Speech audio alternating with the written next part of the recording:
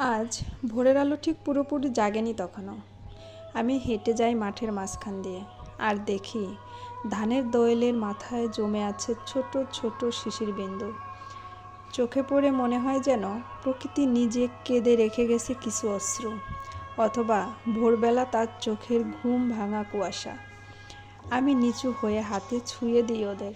ঠান্ডা, কোমল, একদম হৃদয় ছুঁয়ে যাওয়া অনুভব। কোনো শব্দ নেই, তবুও যেন এই ছোট্ট বিন্দুগুলো অনেক কথা বলে আমার সাথে। এই নিঃশব্দ সৌন্দর্যটাই আমার জীবনের সবচেয়ে মধুর গান।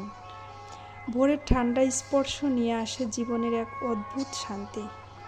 হাতে যখন ওদের ছুঁয়ে দেখি, অনুভব করি প্রকৃতির নিঃশব্দ কথা। এই ছোট ছোট শিশুর বিন্দুগুলো যেন বলে, তুমি বেঁচে আছো, তুমি আছো প্রকৃতির কোলে, কোনো চিন্তা করিও না।